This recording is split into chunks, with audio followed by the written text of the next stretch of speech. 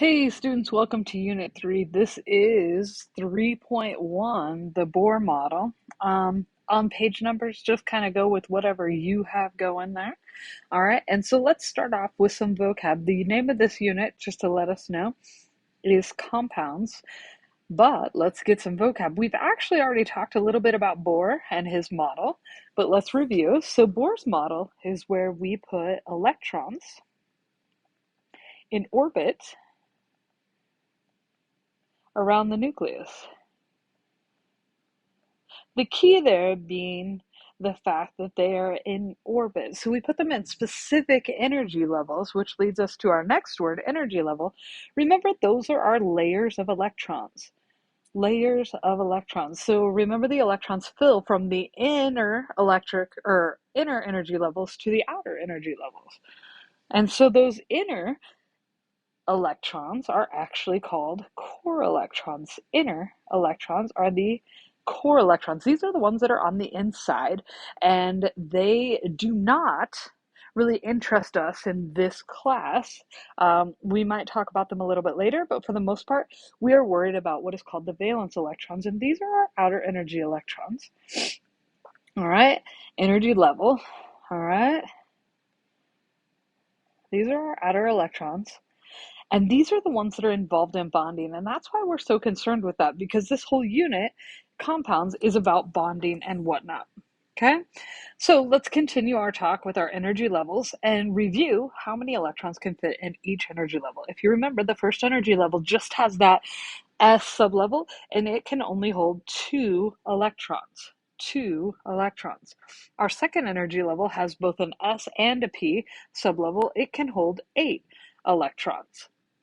Our third energy level holds up to 18, and our fourth energy level holds 32. Granted, we will not be doing anything from the fourth energy level and beyond. Okay, so how do we do this? How do we draw these out? So the first thing that we need to do is we need to find our protons, neutrons, and electrons. So remember, our protons and our electrons for right now are equal, and they are equal to the atomic number. All right, the atomic number. And remember that our atomic number is that number up on top on our periodic table.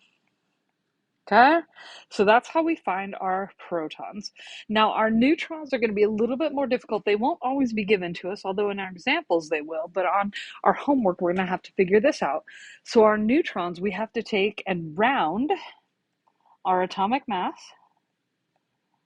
And the atomic mass is that number that's on the bottom, and it is also that number with decimals. So we're going to round that to the nearest whole number.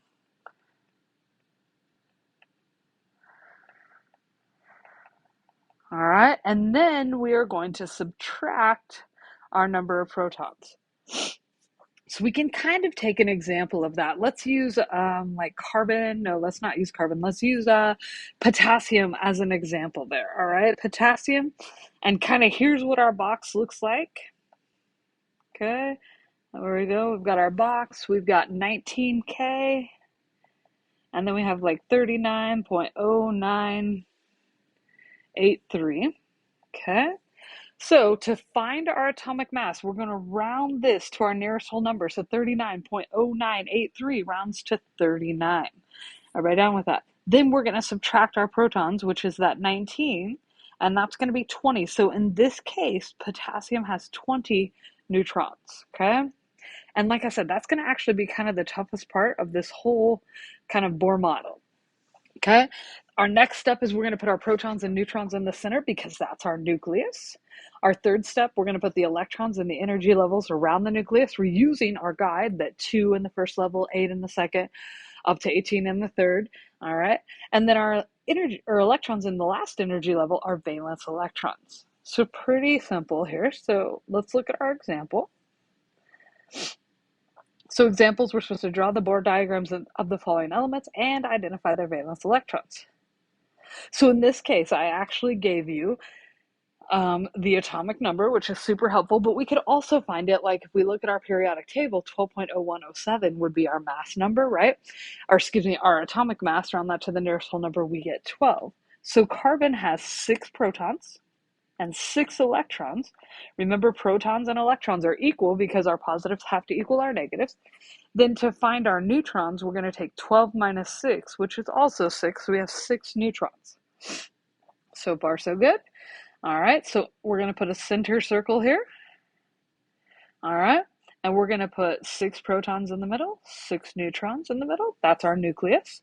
Then we're going to draw our first energy level. Our first energy level can hold 2 electrons.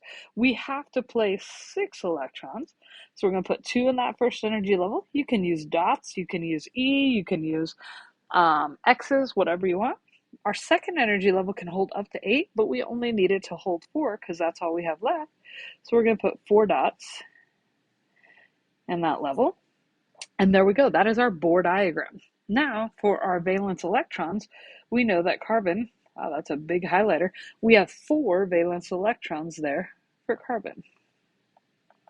Okay, let's do that same thing for this one down here, sodium. All right, 23.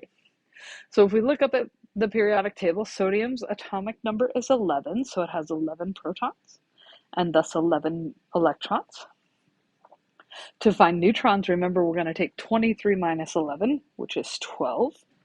So in our inner circle here, we're going to put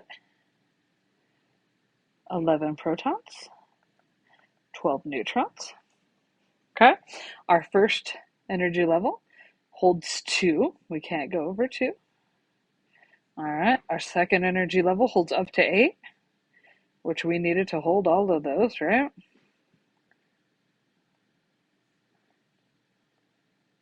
And then our last energy level, or our third energy level, only needs to hold 1, because if we add them all up, we have 10, and then that's 11. So sodium has 1 valence electron. And there's how you do Bohr diagrams. See you on the next one.